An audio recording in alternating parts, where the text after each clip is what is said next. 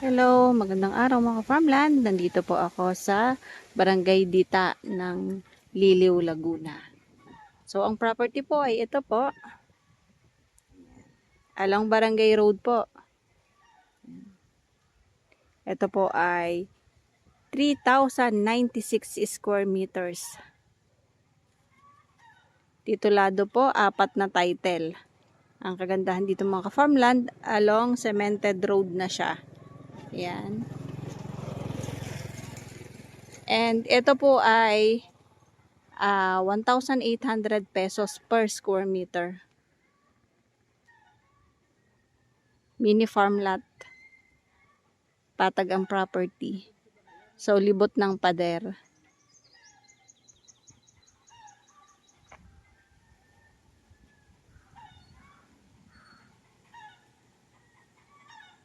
Yan. Meron na ding mga kalapit bahay dito mga ka-farmland. Ayan po. Nandyan yung gate. Papasok dito sa property.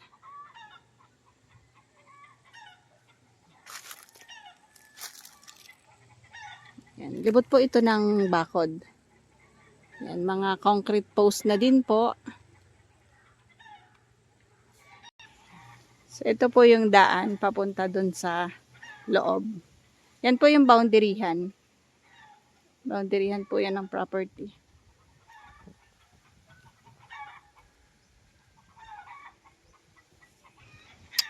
Ayan o. Yan mga ka-farmland. So, estimated na frontage nito is sa 40 meters more or less.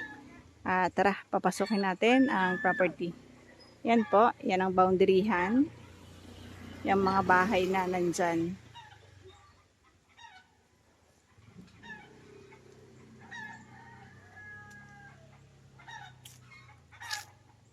Ang total lot area po ay 3,096 square meters po.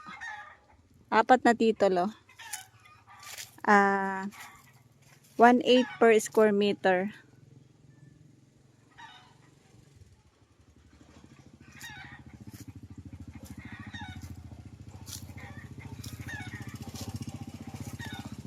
Yan. So, paikot po ito ng bakod. Mga concrete post po at saka barbed wire. Located po yan dito sa Dita, Liliw, Laguna. Plat ng property, wala pong baha dito.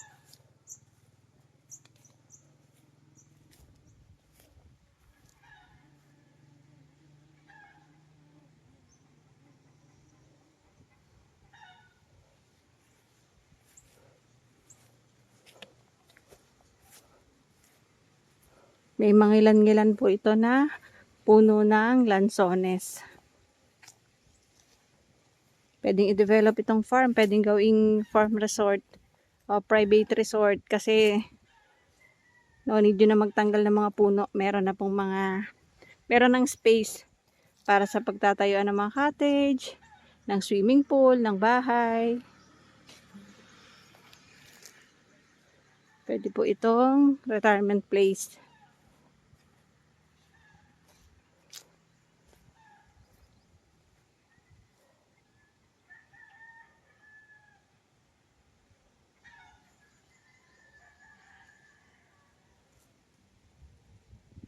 Yung mga bahay po, boundaryhan po yan. Yan po, may linya ng kuryente.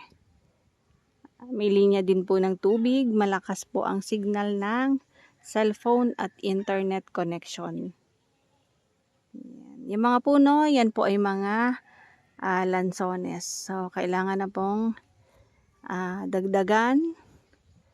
Kung gusto pa pong magtanim ng iba pa or baka po makakabawi pa yan. Lilinisin lang yung mga puno kasi parang namamatay na siya. So, kailangan po i-proning linisan. Ayan po yung boundaryhan yung bakod.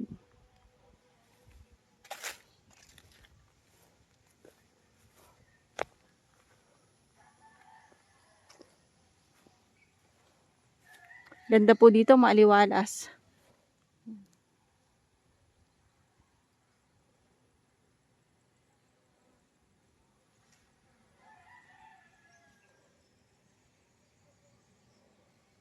1,800 pesos po per square meter. Dito lado mga ka-farmland, 4 na title po ito. Yan po yung boundary, yung bakod.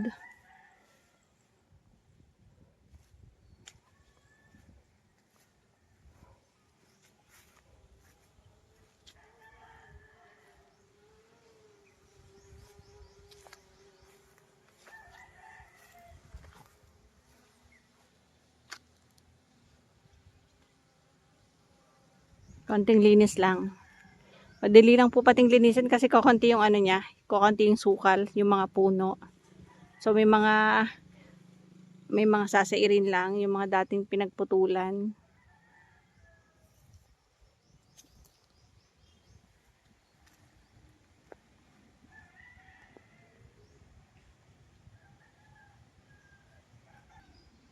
So ayan naman yung boundary dito sa likod. Libot na ng bakod, barbed wire po. Hindi din po nakakatakot dito sa location kasi po may mga kapitbahay naman. And isa pa, tahimik po yung lugar dito. Meron dyan. Nandyan po yung basketball court. Napakalapit lang.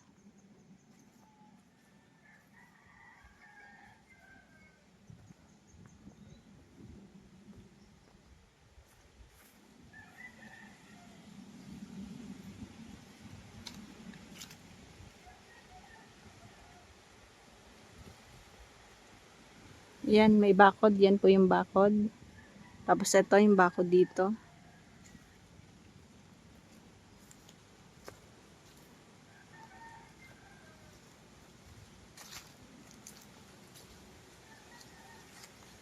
Yan po. May bakod dito sa likod.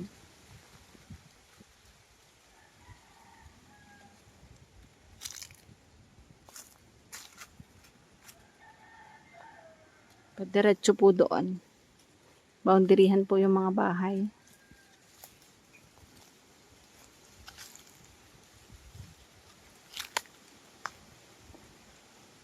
Ayan din po yung bakod.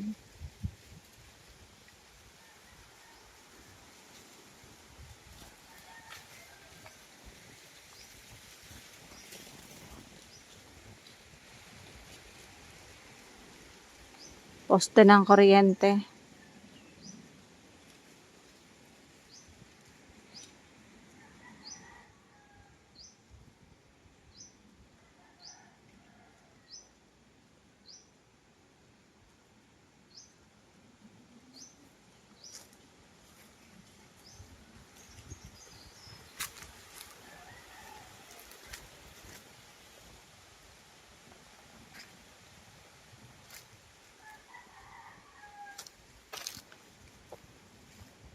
Ito yung boundaryhan naman dito sa gilid. Sa side. Ginhawa po. Lakas ng hangin.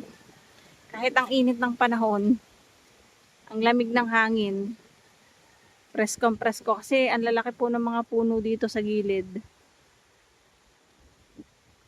May natira naman po na isang puno ng nyog. Yan. So kahit papano, meron pong kukuhaan ng buko tsaka ng niyog. Ayan, bali dalawa pala.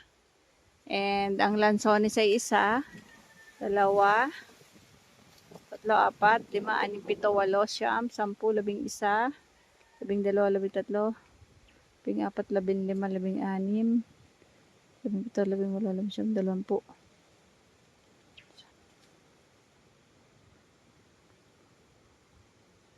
Nasa more or less 35 puno po ng lansones pa po ito. Hindi lang po ako makakalapit doon sa may mga bahay doon. Boundaryhan po yan kasi may aso. Iingat lang din po si ka-farmland sa aso. Delikadong makagat ng aso ngayon. Mainit. Ayan. At ayan, meron na din po mga saging na saba. So, kung gusto magturon, banana kayo o nilagang saging. Yan. Sabi nga ng iba, best kainin niya ng hilaw. Yung hindi lulutuin.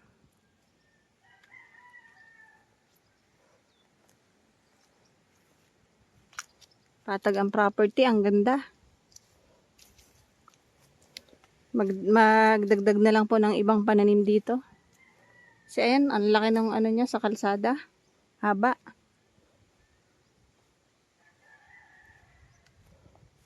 Lagay nyo lang ang gate dyan sa may bandang gitna. Then, pagpasok, swimming pool. Bahay bakasyunan. Depende po sa makakabili ng property. Ganda mga farmland. Inuulit ko, ito po ay 3,096 square meters na 1,800 pesos per square meter.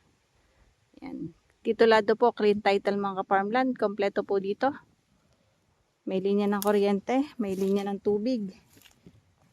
May signal ang cellphone at ang internet. So, ang importante po kasi ang internet. Gawa ng for emergency or para din makapag-Facebook, YouTube, Netflix. Yan. Kahit po walang wifi, basta may signal ang cellphone, pwedeng mag-load at magkaroon ng data.